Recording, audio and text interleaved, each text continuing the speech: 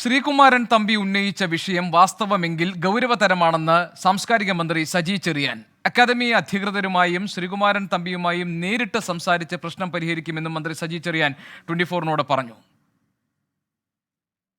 മന്ത്രി സജി ചെറിയാൻ നമ്മോടൊപ്പം ചേരുകയാണ്.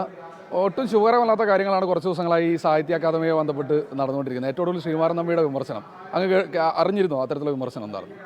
അല്ല, അത് ഇന്നലെ രാത്രി ഞാൻ ഒരു തൃശ്ശൂരെ പരിപാടി കഴിഞ്ഞ് വന്ന് 12 മണിയായപ്പോഴാണ് ടെലിവിഷനിൽ കാണുന്നത്. അദ്ദേഹം ഉന്നയിച്ച വിഷയം അദ്ദേഹത്തോട് തന്നെ ചോദിക്കാനാണ് ഉദ്ദേശിക്കുന്നത്. എന്താ അദ്ദേഹം പറഞ്ഞത് എന്താണെന്നുള്ളത് അദ്ദേഹത്തോടൊന്ന് ചോദിച്ചിട്ട് പ്രതികരിക്കുന്നതായിരിക്കും നല്ലത്.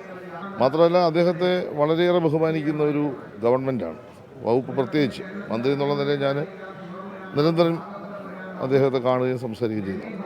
അദ്ദേഹം പറഞ്ഞത് ശരിയാണെങ്കിൽ അത് ഗൗരവമായി തന്നെ കാണേണ്ട ഒരു വിഷയമാണ്. വസ്തുത മനസ്സിലാക്കിയ ശേഷം ഒരു തീരുമാനമാക്കാത്ത ശരിയായ രൂപത്തിൽ ഗവൺമെൻറ്. ശുഭകരമായിട്ടുള്ള കാര്യമാണ്. അങ്ങനെ അടിക്കടി ഇപ്പോൾ നേരത്തെ സച്ചിദാനന്ദനുമായി ബന്ധപ്പെട്ട് ബാലേന്ദ്രൻ ചുള്ളിക്കാട് ഒരു വിവാദം വരുന്നു. വീണ്ടും ഇത് പരിഹരിക്കപ്പെടേണ്ടതല്ലേ എപ്പോഴും അക്കാദമിയുമായി ബന്ധപ്പെട്ട പ്രശ്നങ്ങൾ? ഞാൻ അദ്ദേഹത്തെ വിളിച്ച് സംസാരിക്കുമ്പോൾ ബാലേന്ദ്രൻ സാർ പറഞ്ഞത് ഒരു പ്രയാസം സാഹിത്യ രംഗത്ത് പ്രവർത്തിക്കുന്നവർക്ക് മറ്റ് കലകളിപ്പോൾ സിനിമ അതുപോലുള്ള കലകൾ കിട്ടുന്ന പരിഗണന വരുന്നില്ല എന്നൊരു വിമർശനം ഉന്നയിച്ചു. അത് നമ്മൾ പരിഗണിക്കേണ്ട ഒരു പ്രശ്നമാണ്. അതെങ്ങനെ പരിഹരിക്കാൻ കഴിയുമെന്നുള്ളത് ആലോചിക്കുക. അല്ലാതെ അക്കാദമിയുമായ ഒരു ഏറ്റുമുട്ടലിൻ്റെ പ്രശ്നമോ ഒരു വിവാദത്തിൻ്റെ പ്രശ്നം അക്കാര്യത്തിൽ അതങ്ങനെ അവസാനിച്ചു.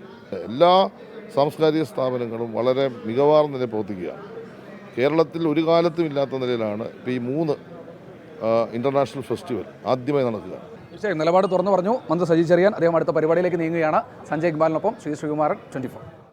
ലോകത്തെവിടെയായാലും ഏത് സമയത്തും 24 വാർത്തകളും ഓഗ്മെന്റഡ് റിയാലിറ്റി പാക്കേജുകളും എക്സ്പ്ലെയിനറുകളും വിശദമായി കാണാൻ ഞങ്ങളുടെ യൂട്യൂബ് ചാനൽ നിങ്ങൾക്ക് സബ്സ്ക്രൈബ് ചെയ്യാം.